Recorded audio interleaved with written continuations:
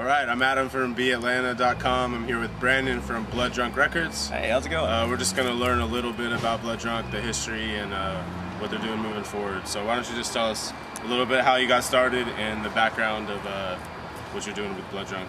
Basically, I've been playing music since I was 13, and over that time, you amass, just trinkets of information and resources and things that it came to a point to where I ran out of, I had one band and all these resources, and so basically I came up with this idea with a plethora of resources, you can help a plethora of people. So basically, I started Blood Drunk Records, which is a music collective first and also a record label.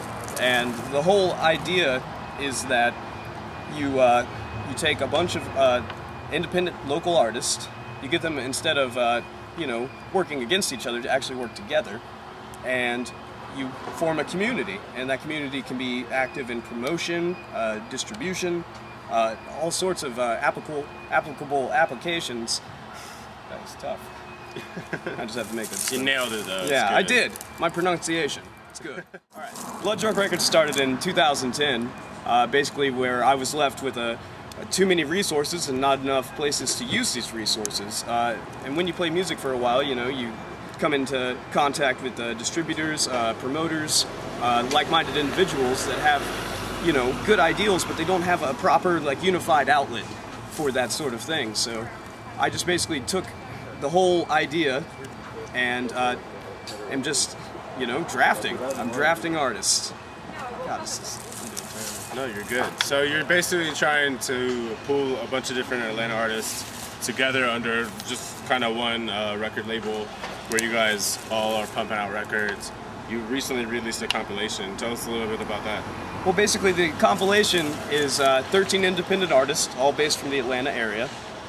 They all graciously donated a track to be, widely distributed, among the internet and as far as physical copies and things of that nature. And we're just pumping the compilation out to as many ears as will listen. And, that's basically the main goal of that. We do street flyering, we've wheat pasted, we've definitely thrown up some tags and things of that nature. Taking a very guerrilla aspect to the promotion side of things, but I feel like that's what catches people's eyes these days, is the fact that, you see a million ads everywhere, but, when you see art or a spray painted tag or a flyer or something, that catches your eye a little bit longer, I feel. And I just want to kind of make sure that that whole process stays alive, because looking at our phones these days, we can't get around it. And also in that regard, Blood Drunk is trying to capitalize on the whole concept of QR codes. Digital distribution seems to be the wave of the future. People are buying less and less vinyl, less and less CDs, less and less cassettes, what have you, and people are just downloading their music. So I'm taking that whole new revelation and putting it into practice as far as you just got to get it out there. It doesn't matter how, whether it's CD, cassette, a flyer that can have a link to your released material. it's all working for you in that sense, and I think that's really cool. Yeah, so you're capitalizing on technology and digitalization. Old tactics, new tactics. This is a new set of rules that we're playing with as far as independent music and the way it's being distributed and released. And it seems like bands seem to be left to their own devices, and it shouldn't have to be that way. You shouldn't have to go years and years as a strictly independent artist, when there should be a community or a group of people that are willing to have your back, whether it's through promotion or distribution or even in a record label format. That will never change. We just have to play by new rules, and I'm trying to just play by these new rules.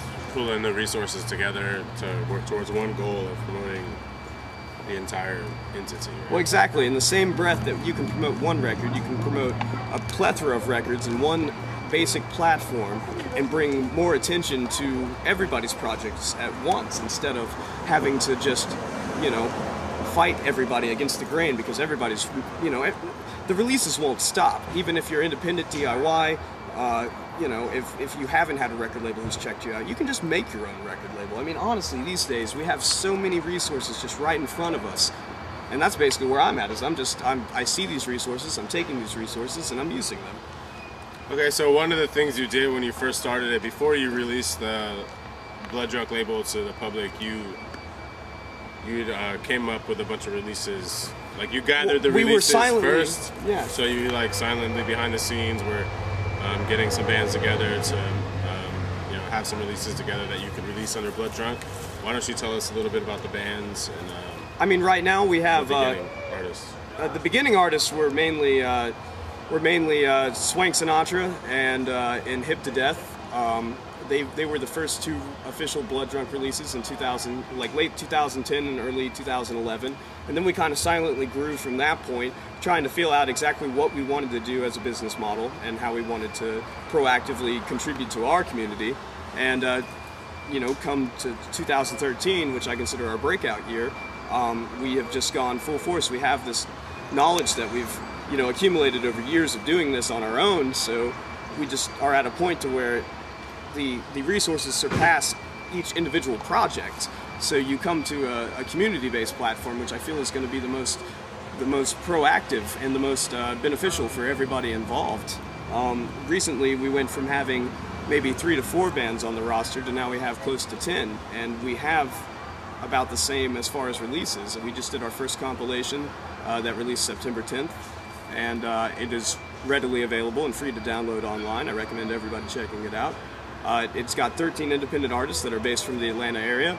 The Joy Kills, Waking the Bates, Hip to Death, Dams, Dark Room.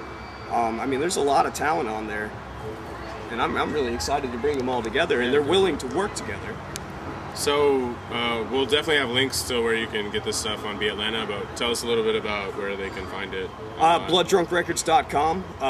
Check us out on Facebook. You can even Google it at this point and you'll find it. It's there. It's ready, and you should find it. Is there anything people should know moving forward, like stuff that's coming out soon? We're working on a new release by Amateur Night at Club Stupid for the end of the month, and then we're also in cahoots for working on a Christmas compilation that I'm really looking forward to. I think that's going to be really fun. Awesome. Yeah, so we'll have some links to where you can find some information on everything he's talking about, and check out blooddrunkrecords.com. And yeah, it's awesome stuff. We're here at Nophest 2013, and it's awesome. Yes. All right.